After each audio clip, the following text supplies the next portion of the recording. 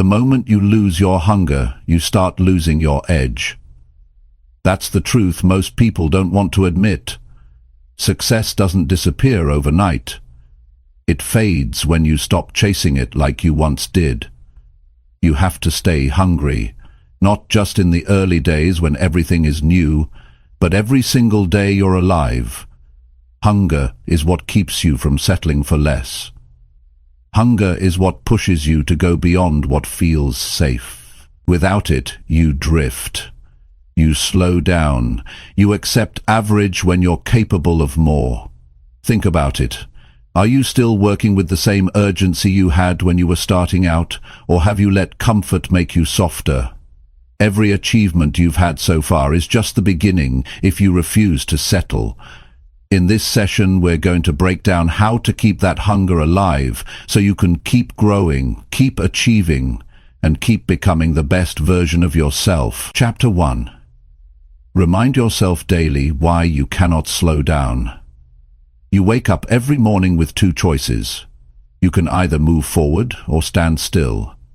Most people choose to stand still, not because they are lazy in every area of life, but because they forget why they need to keep moving. When there's no reason in your mind that pushes you, you slow down, and once you slow down, life has a way of keeping you there.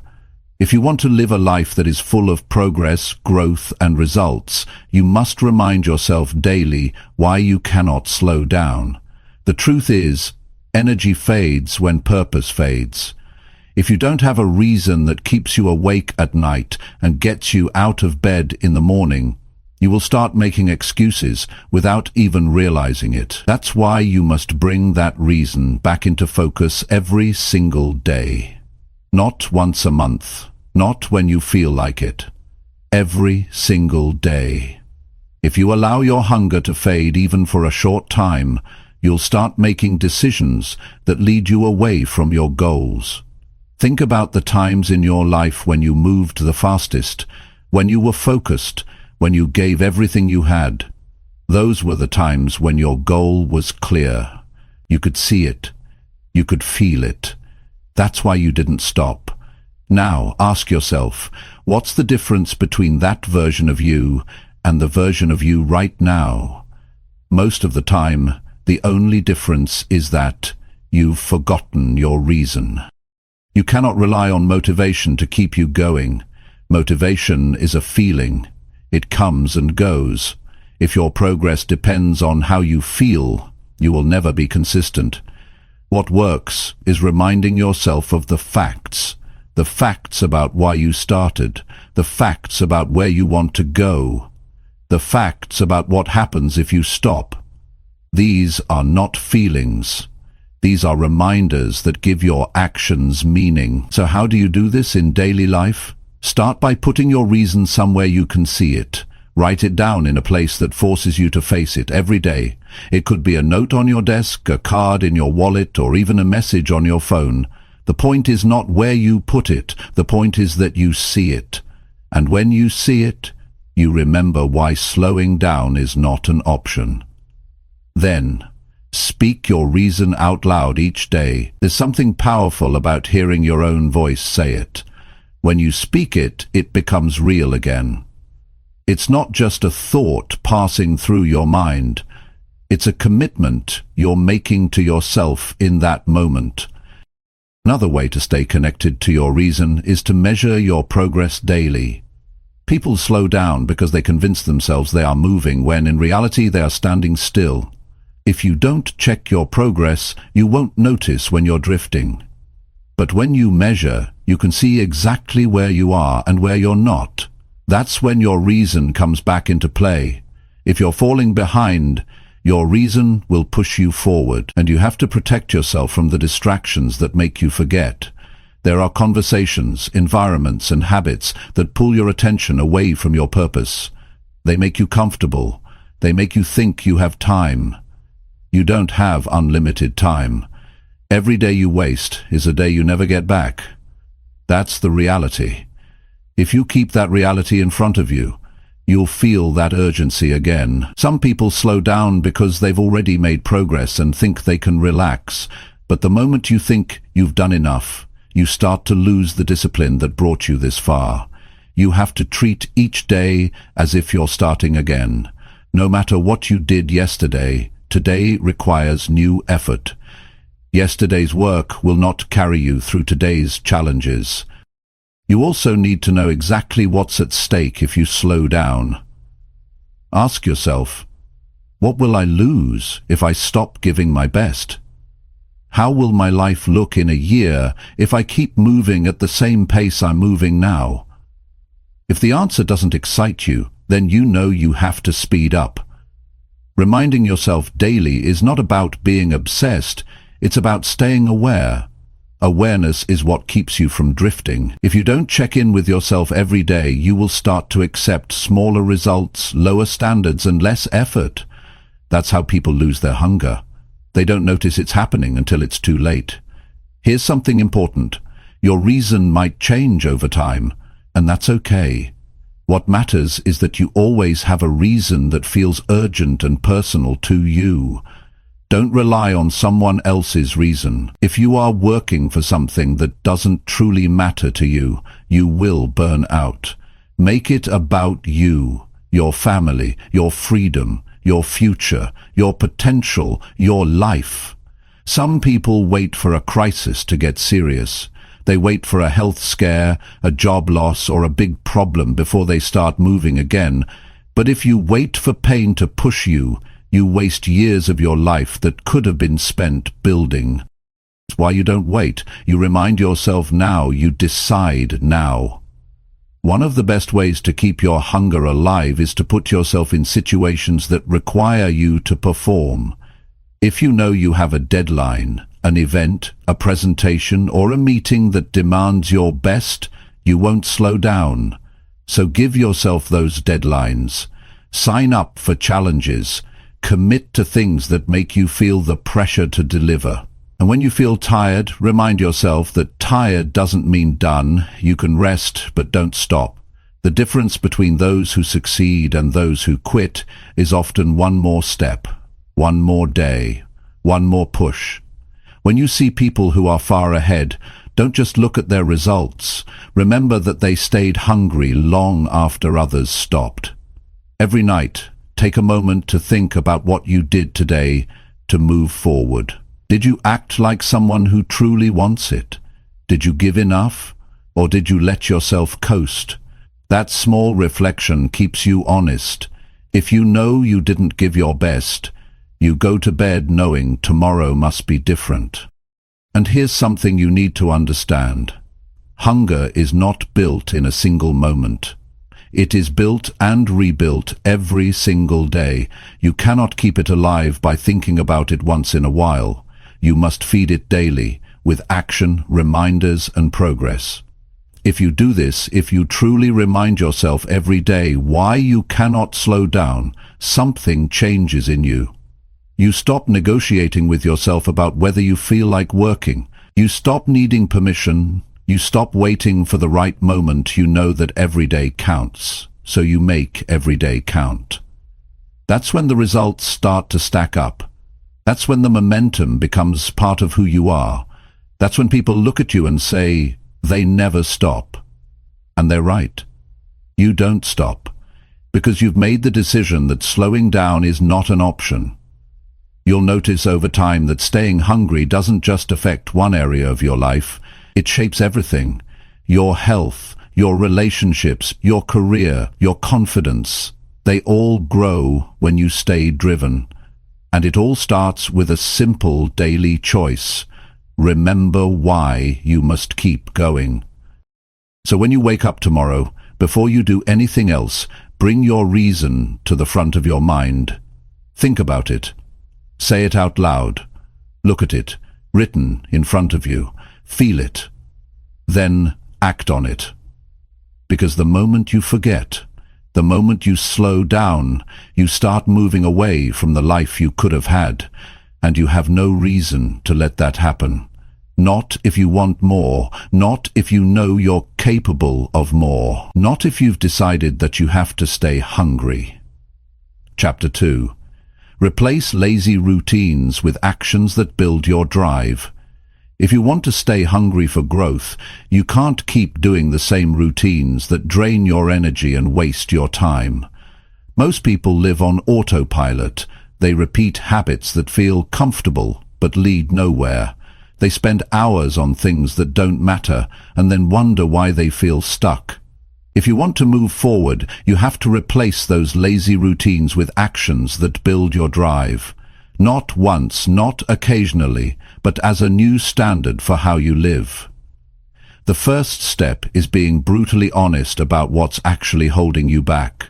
You can't fix what you refuse to admit.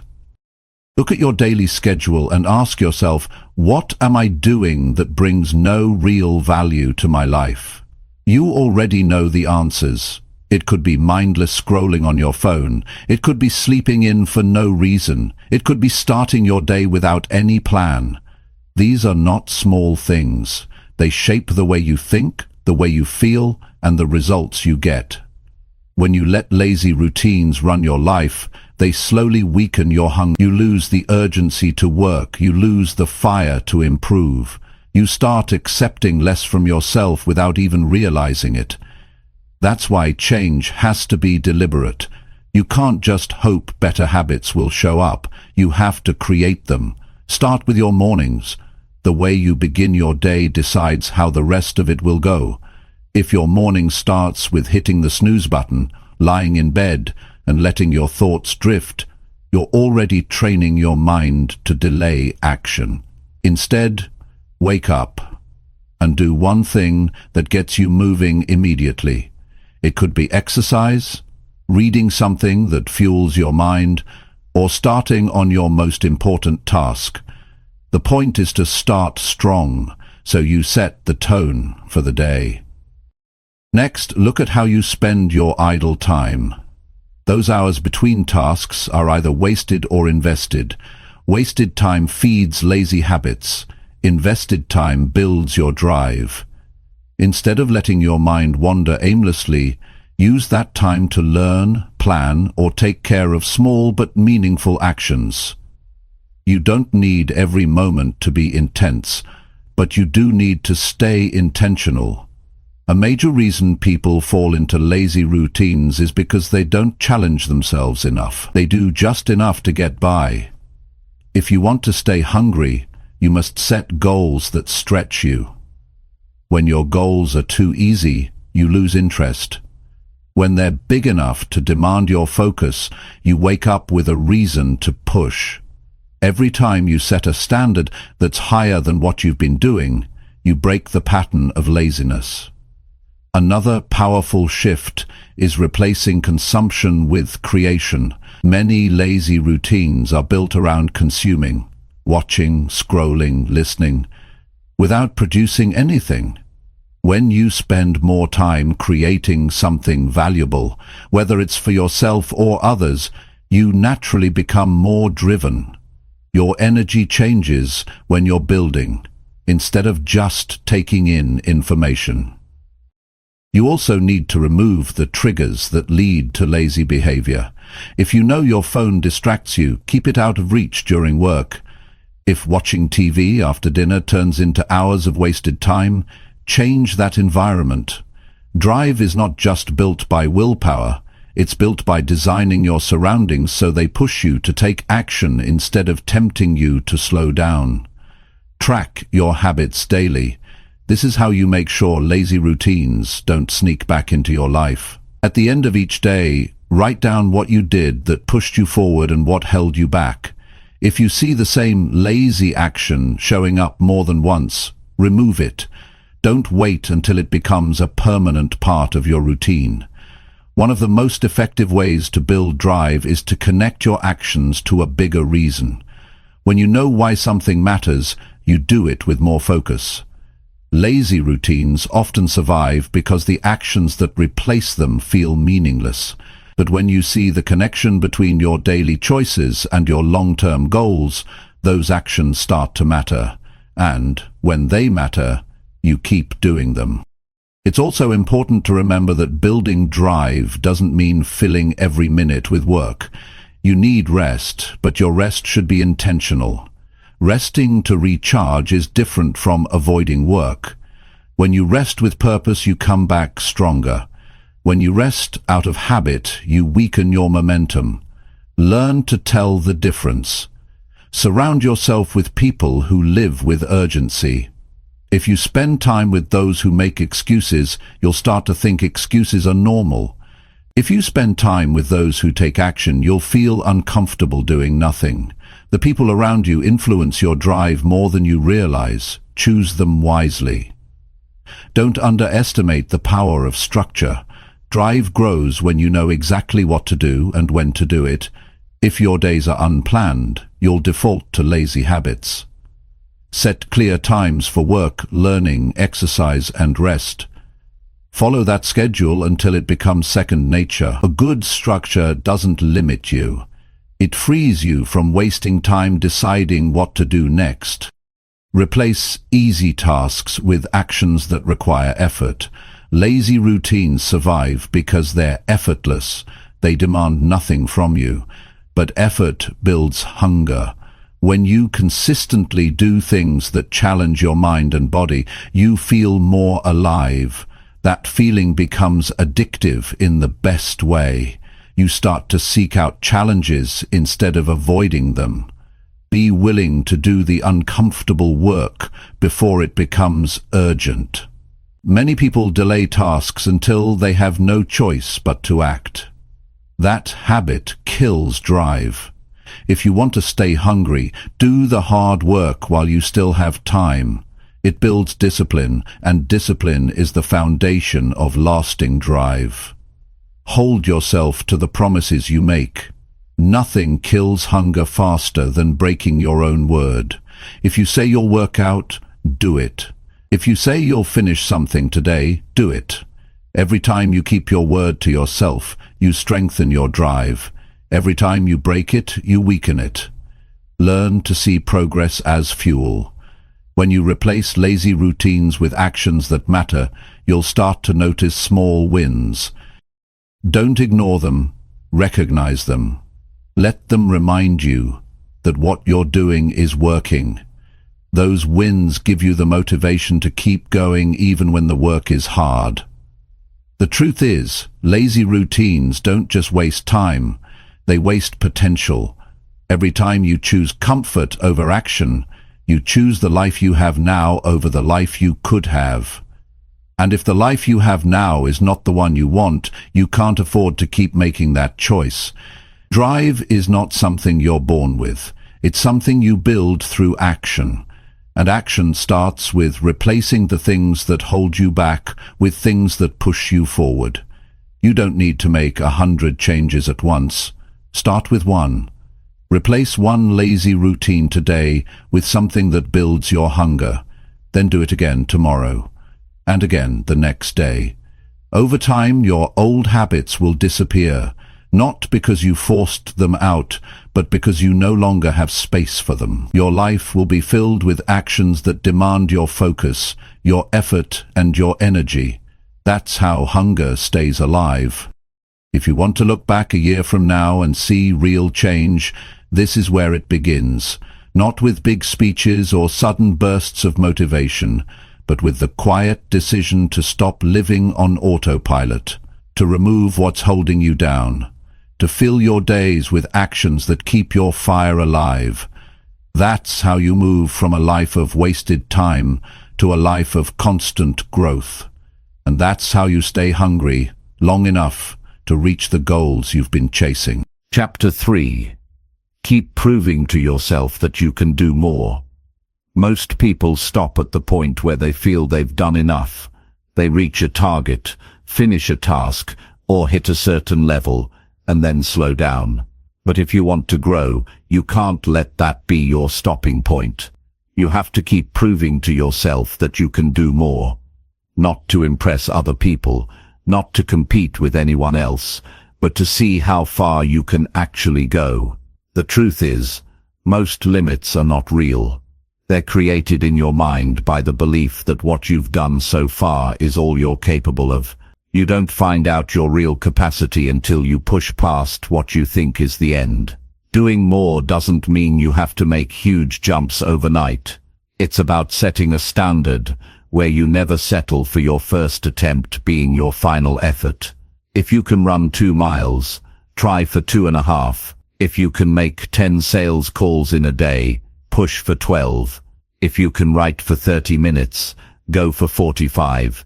That extra effort doesn't just increase your results, it changes how you see yourself. Each time you go further than you thought you could, you prove that your limits are temporary. The danger in stopping when you feel comfortable is that your comfort zone shrinks over time. The less you push, the less you feel capable of. Before you know it, things that once felt easy start feeling like challenges. But when you keep testing yourself, you make progress the standard. You train your mind and body to expect more. That constant growth becomes part of your identity.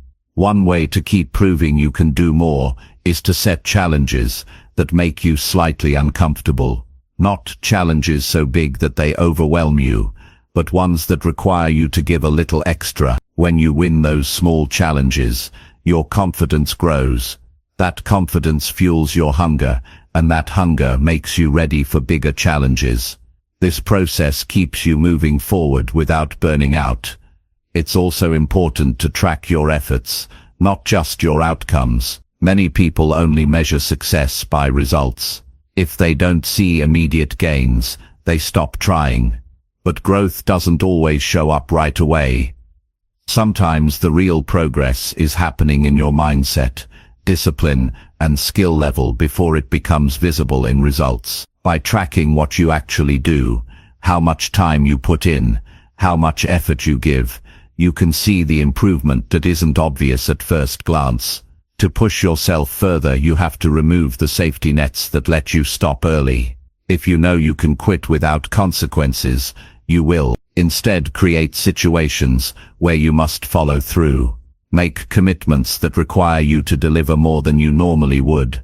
Sign up for events, agree to deadlines, or tell someone you trust exactly what you're aiming for so they can hold you accountable. Pressure can be a powerful motivator when used the right way. Another reason people stop short of their potential is because they rely too heavily on how they feel in the moment.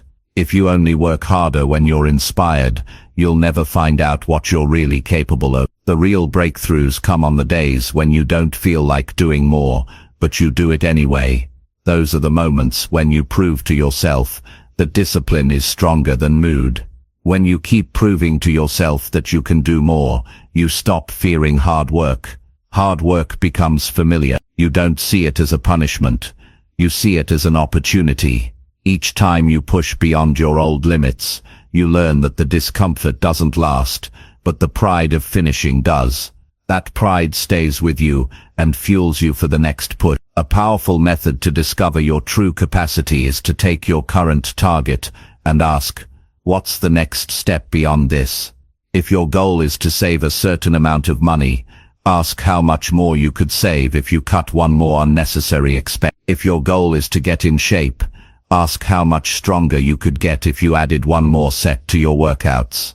These small intentional increases compound over time and can lead to major progress without you realizing it at first. You can also learn from the moments when you thought you couldn't do more, but still did. Think back to times when you were exhausted, ready to stop, but something made you push through. Maybe it was a deadline, a promise, or simply not wanting to let yourself down. Remembering those moments can remind you that your first feeling of "I'm done" is rarely the truth. You almost always have more in you. It's worth paying attention to the people who consistently perform at a high level.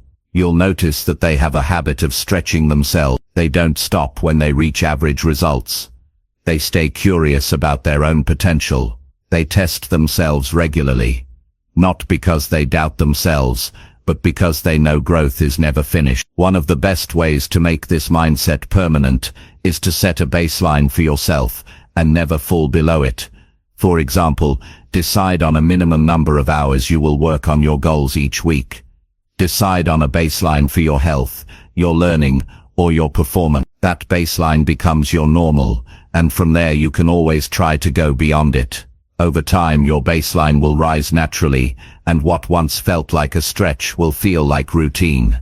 Sometimes, proving you can do more means being willing to try again after you fail. It's easy to stop after a setback, because failure can feel like proof that you've reached your limit.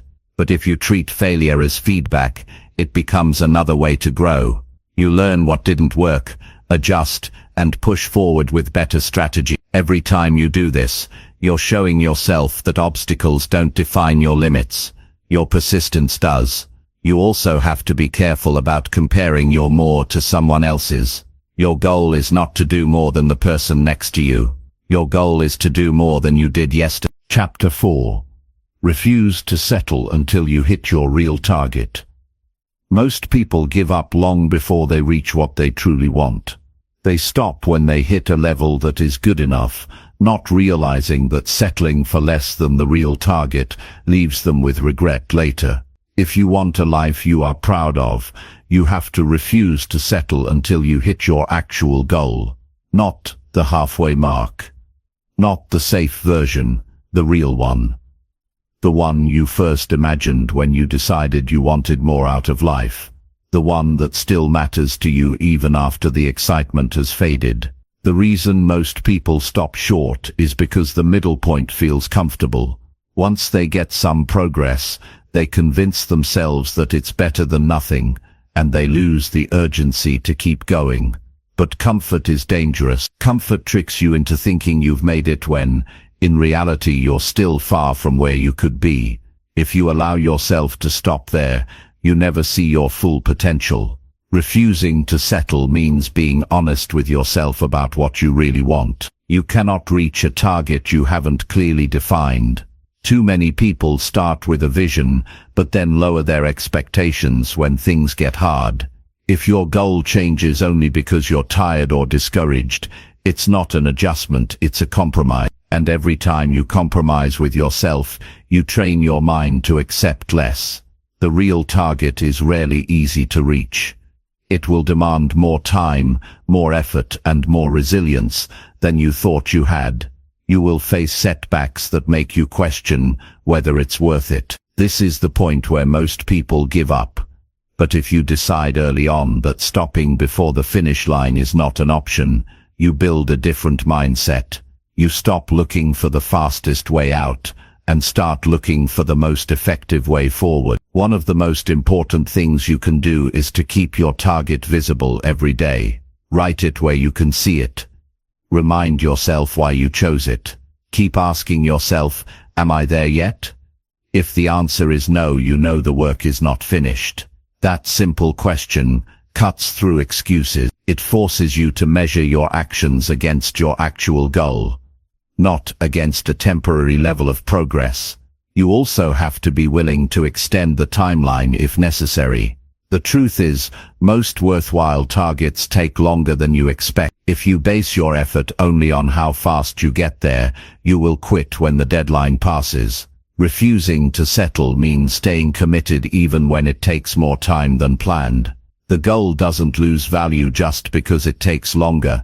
It gains value because of what you become in the process. To stay committed, break your big target into smaller checkpoints. Each one should bring you closer, but none should be treated as the end.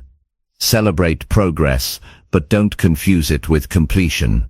This prevents you from losing momentum after a small win. When you finish a checkpoint, ask, what's next? This keeps your focus forward instead of letting you get stuck in satisfaction. Refusing to settle also requires protecting your mindset from people who think you're already doing enough. Friends, family, and colleagues might tell you that you should be happy with where you are. While they may mean well, their view is based on their own standards, not yours. If you listen to them, you risk adopting limits that don't belong to you. Surround yourself with people who push you to keep going, instead of convincing you to slow down. It's important to remember that the final stretch before reaching your target often feels the hardest. You've already put in so much effort, and the temptation to stop is strongest here. But this is where your decision to refuse settling becomes your advantage. If you've trained yourself to keep going no matter how close you are, you'll finish while others quit. Another strategy is to review the cost of stopping too soon. Ask yourself, if I walk away now, what will I lose? This question forces you to think beyond temporary relief. You may save some energy in the short term, but you'll lose the chance to see what you're truly capable of. You'll lose the satisfaction of completion, and you'll carry the thought of what if for years. That's too high a price for stopping early. You must also set clear standards for the quality of your result. Hitting a target is not just about arriving, it's about arriving with the level of excellence you want it. If you reach your goal but cut corners to get there, you won't feel the same pride. Commit to doing it right, even if it means more work.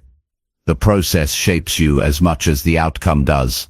At times you will need to make sacrifices to stay on course. This might mean giving up certain comforts, cutting back on distractions, or saying no to opportunities that don't align with your target. Sacrifice is not a punishment, it's a choice to prioritize what matters most. Every time you choose your target over something easier, you strengthen your commitment. You should also keep a record of your progress along the way. This is not only for tracking results, it's for reminding yourself of how far you've come when doubt sets in. When you see the work you've already put in, you realize how much you'd throw away if you quit now. That reminder can give you the push you need to keep going. Refusing to settle means holding yourself accountable even when no one else is watching. It's easy to keep going when people are cheering you on, but the real test is when the only person who knows whether you gave your best is you.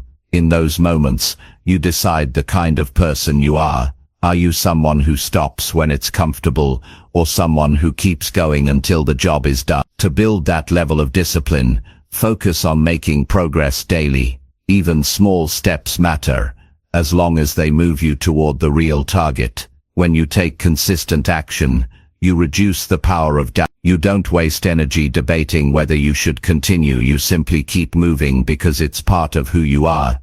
There will be times when you have to adjust your approach, but adjustment is not the same as settling. Adjustment means finding a better way to reach the target, not choosing a smaller target. Learn from what's not working, improve your strategy, and keep pushing forward. The commitment is to the destination, not to the specific path you first imagined. Finally, remind yourself that reaching your real target is not just about achieving something, it's about proving to yourself that you follow through on what you start. That trust in yourself is worth more than the achievement itself. When you know you can count on yourself to finish, you carry that confidence into every other area of life. When you refuse to settle until you hit your real target, you set a standard for your entire life. You become someone who finishes what they start, who values the original vision enough to see it through, who doesn't trade long-term fulfillment for short-term comfort. That kind of commitment changes you. It builds a level of self-respect and resilience that will stay with you long after you've reached your goal. And once you've lived that way, you'll never accept less from yourself again. Chapter 5. Find reasons to work when no one is watching. The real test of discipline is not how you perform when the world is watching, but how you act when there's no audience, no recognition, and no one keeping score. Many people only work hard when they expect praise or when they know their efforts will be seen. But lasting success is built by what you do in the quiet moments, the hours when it's just you and the task in front of you. If you want to grow beyond average, you have to find reasons to keep working even when no one is there to notice. When no one is watching, you are free to take shortcuts. You can do less than you promised yourself. You can delay your efforts, and because no one else will call you out, it becomes easy to justify. But every time you allow that, you weaken your own standards. You teach yourself that your commitment only matters when someone else is involved. That is not the mindset of a person who stays hungry. To work consistently without an audience, your motivation has to come from within. External validation is short-lived. It fades as soon as the applause stops. Internal drive, however, stays with you because it's tied to your personal values, your goals, and your self-respect. If you want to build this kind of drive, you need to connect your daily actions to a purpose that matters deeply to you. When the reason is real, you don't need an audience to push you. One way to strengthen this mindset is to decide who you want to be when nobody is around. Are you the kind of person who needs recognition to stay disciplined, or are you someone who delivers the same effort regardless of who's watching? The answer comes from your actions, not your intention. If you want to be the second type, you must set personal standards so high that they don't depend on anyone else's opinion. Working without an audience also teaches you to value the process more than the reward. When you put in effort simply because you know it's the right thing to do, you shift your focus from seeking approval to building mastery. You stop asking, will someone notice this, and start asking, did I give my best? That change makes your work more consistent, because it's not driven by unpredictable outside factors. You can make this easier by tracking your own progress in detail. When you're working alone, you need something to measure against. Keep a record of your actions, hours, and results. This way you're accountable to yourself. You can see if you're improving, slipping, or staying the same. Without measurement, it's easy to believe you're doing enough when you're actually falling behind. Another powerful reason to work when no one is watching is the trust you build in yourself. Every time you follow through on your commitment privately, you strengthen that trust. You start to believe your own word. That belief becomes a huge advantage, because if you can rely on yourself in the quiet, you will be unstoppable in public. Many people crumble under pressure because they don't have that private foundation. They only work well when others push them. There's also a practical truth. The work you do in silence is often the difference between good and great. The hours spent refining a skill, studying, or preparing in private are the ones that create confidence later. By the time others see the result, the real work has already been done. That's why the quiet hours matter more than the moments in the spotlight. If you struggle to work without recognition, you can train yourself out of it. Start small. Pick one task each day that you will do entirely for yourself, without telling anyone. It could be reading, practicing, exercising, or building something. Do it purely for the satisfaction of knowing you followed through. Over time, you'll stop craving the need for others to notice, because you'll find pride in the action itself. Working when no one is watching also makes you more resilient. In life, there will be times when no one understands your effort or supports your vision. If your ability to work depends on outside encouragement, you'll stop at the first sign of silence. But if you're used to self-driven work, those silent stretches won't affect you. You'll keep going because that's simply who you are. You can also find strength in the idea that unseen work is never truly wasted. Skills compound, habits grow stronger. Knowledge builds. Just because no one sees the effort today doesn't mean it won't pay off tomorrow. Chapter 6. Use every setback as fuel to push even harder. Setbacks are not just events that slow you down. They are moments that reveal how much you actually want the goal you're chasing. When things don't go your way, when plans fall apart, or when you face a loss you didn't expect, you have two choices. You can either use it as a reason to stop, or you can turn it into fuel to push even harder. The people who keep moving forward despite difficulty are not born with some special advantage. They've simply learned how to convert pain, frustration, and disappointment into determination. The first step is to change how you see setbacks. Most people treat them like signs that they should give up, but a setback is often a clear sign that you're in the middle of progress. The very fact that you encountered resistance means you were moving. If you were standing still, nothing would have pushed back. When you face a challenge, you're being given an opportunity to decide whether you're going to keep going or settle where you are. Using setbacks as fuel starts with owning them. You can't control everything that happens, but you can take responsibility for how you respond. Blaming circumstances, people, or timing might feel good in the moment, but it doesn't move you forward. Taking ownership keeps you in the driver's seat. It forces you to ask, what can I do next to make this better? That question alone shifts your focus from what's wrong to what's possible. Another key is to extract lessons quickly. Every setback contains information you didn't have before. Maybe you learned that your preparation wasn't enough. Maybe you saw a weakness in your plan. Maybe you discovered that your patience or discipline wasn't where it needed to be. Whatever the lesson is, it's only valuable if you act on it. Treat the setback as a training ground. Use what you learned to build a stronger version of yourself, so that when a similar situation happens again, you're ready. Turning setbacks into motivation requires emotional control. The natural reaction to a setback is frustration or self-doubt. If you let those feelings take over, they will drain your energy and make you hesitant to act. Instead, channel those emotions into action.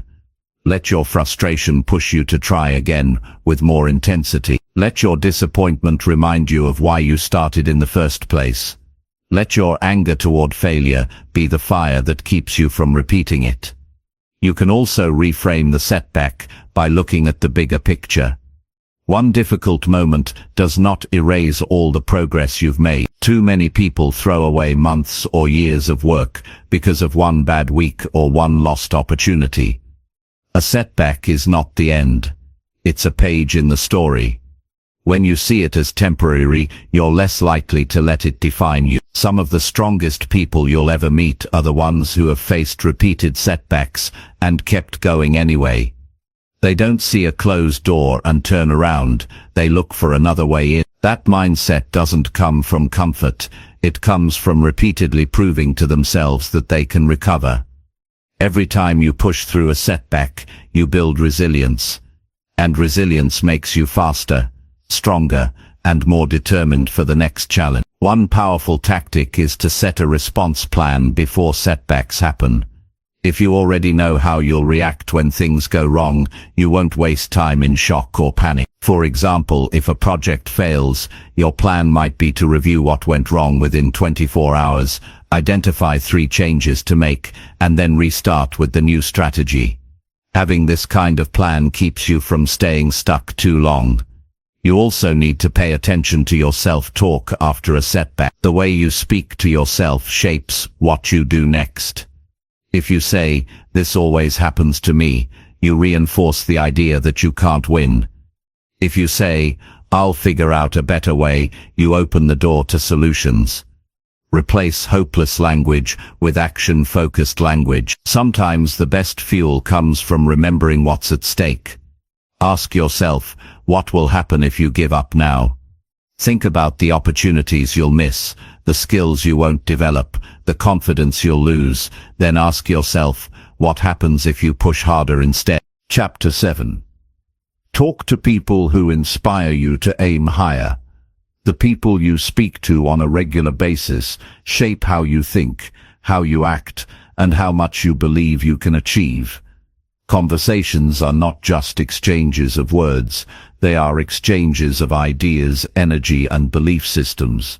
If you spend most of your time talking to people who are content with staying where they are, you'll slowly start to think that aiming low is normal. But when you spend time with people who challenge you to think bigger, take bolder actions, and refuse to accept limits, something inside you changes. You start to see possibilities you didn't see before. You begin to realize that the standards you've been living with might be far below what you're truly capable of. Talking to people who inspire you to aim higher is not about seeking approval or copying their path. It's about surrounding yourself with voices that push you to expand your own. These conversations spark ideas you would never have on your own. They give you insights from people who have already walked further than you have. They challenge the excuses you've been repeating to yourself. And sometimes in a single conversation, they can give you the push you've been avoiding. The first step is to identify who those people are in your life. They're not always the loudest or the most visible. Sometimes they are the ones quietly building, staying disciplined, and making steady progress toward their goals. These are the people whose actions match their words. They don't just talk about what's possible, they live it. They make you think, if they can do that, I can do more too. Once you know who inspires you, you have to be intentional about spending time with them. This might mean seeking out mentors, joining groups, or building friendships with people who have higher standards. It could mean reaching out to someone you admire and asking for their perspective. It could also mean stepping into spaces where you're the least experienced person in the room. That might feel uncomfortable at first, but that discomfort is exactly what helps you grow. When you talk to people who aim high, you notice that their mindset is different. They don't spend much time complaining. They focus on solutions. They ask better questions. They challenge assumptions. Being around that way of thinking changes the way you see your own challenges. You stop saying I can't and start asking how can I? That shift alone can raise your level of action. One of the most valuable parts of these conversations is the accountability they create. When you tell someone with high standards about your goals, you feel a stronger need to follow through. Not because they'll punish you if you don't, but because you don't want to show up with excuses when you could be showing results. You begin to hold yourself to a higher level simply because you've surrounded yourself with people who expect more. It's important to remember that inspiration is not about constant praise. In fact, the people who push you the most often challenge you the most. They will point out when you're playing small. They will question whether you're doing all you can. At times their honesty might feel uncomfortable, but that's how growth works. If all you hear is agreement and reassurance, you'll never feel the need to stretch beyond your current level. You also have to give as much as you take in these relationships. Don't approach people just to see what you can get from them. Share your own progress, your own lessons, and your own encouragement. A mutual exchange builds trust and makes the connection stronger. Chapter 8. Train your mind to want the next level. The way you think decides how far you will go.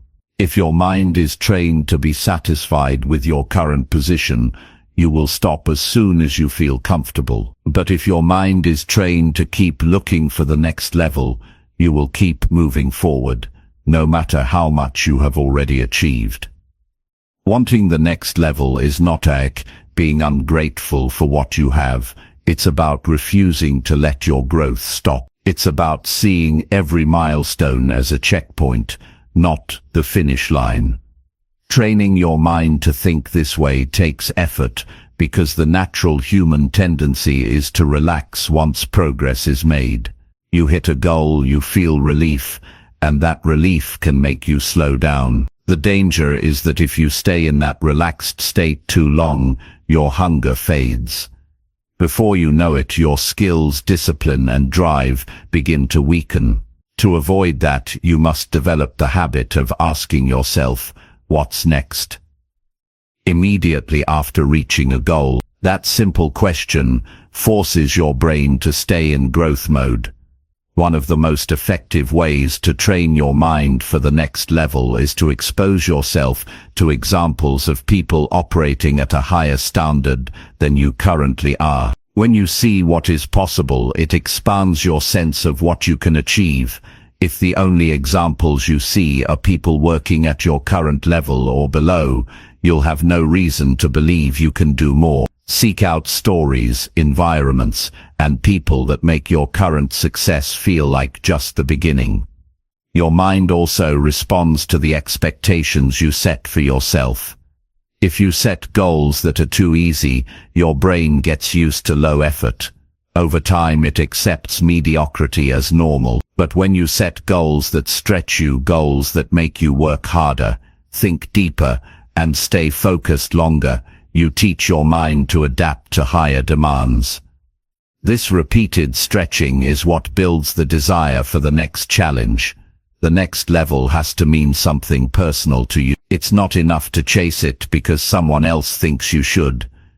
If your next step is only about impressing others, your motivation will fade quickly. You need to connect the next level to something that matters deeply in your own life: your growth, your vision, your independence, your ability to take care of the people you care about. When the reason is personal, the drive lasts long. Another key part of this mental training is learning to see improvement as a lifestyle, not a temporary project. If you treat growth as something you do only when you feel like it, your results will always be inconsistent. Chapter 9. Do one thing daily that scares you to try. Growth rarely comes from what feels safe. Most of the progress you want is hiding behind actions that make you nervous, uncomfortable, or uncertain. If you only do what feels easy, you repeat the same results over and over again. That's why you need to make it a daily habit to do at least one thing that scares you to try. It doesn't have to be huge, but it has to be something that forces you to step into discomfort. Over time, this habit rewires how you see fear, not as a sign to stop, but as a signal that you're about to grow. Fear is a natural reaction to the unknown. Your mind wants to protect you from possible failure, rejection, or embarrassment. But most of the time, the danger isn't real. It's imagined. The fear you feel is often just a reflection of how much the action matters to you. If it didn't matter, you wouldn't feel it. This is why facing those small fears daily is so powerful. Every time you push through, you collect proof that fear is not as big as it seems. The first step is to identify what actually scares you. For some people, it's speaking up in a meeting. For others, it's trying a new skill, asking for help, or putting their work out into the world. The specifics don't matter as much as the feeling. If it makes you hesitate, it qualifies. Each day, pick one of those actions and commit to doing it, no matter how much your mind tries to talk you out of it. The key is to start with manageable challenges. If you jump straight into something that completely overwhelms you, you might freeze. Instead, build your tolerance. Think of it like training a muscle. Start small, but be consistent. If you're scared of networking, start by introducing yourself to one new person. If you're afraid of criticism, share a small piece of your work. As you succeed with small steps, your confidence grows, and you can tackle bigger fears. What makes this practice so effective is that it builds momentum.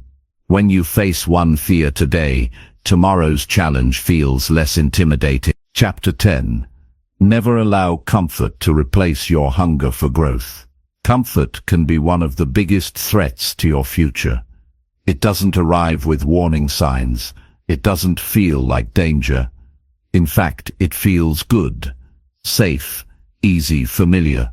But that's exactly why it's so dangerous. When you start to enjoy comfort too much, you slowly stop pushing yourself. You stop chasing the next goal. You stop challenging your limits. And the most dangerous part is that you don't notice it happening. One day you look around and realize you're no longer growing. You're just maintaining. That's why you must never allow comfort to take the place of your hunger for growth.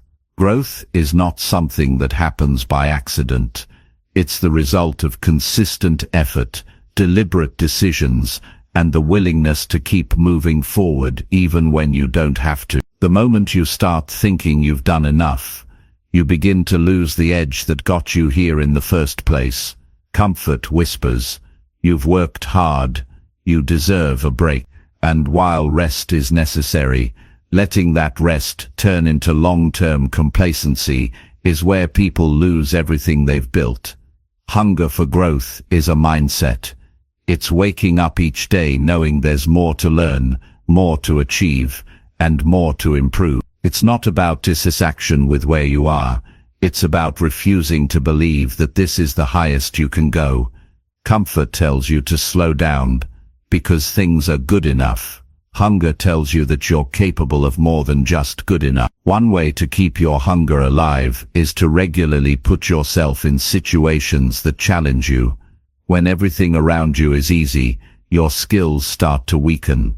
Just like muscles shrink when you stop training them, your ambition fades when you stop challenging it. Seek out opportunities that make you stretch your abilities, that force you to learn, and that require you to show up with your best effort. These challenges keep you sharp and stop comfort from settling in. You also have to be careful about the kind of environment you surround yourself with.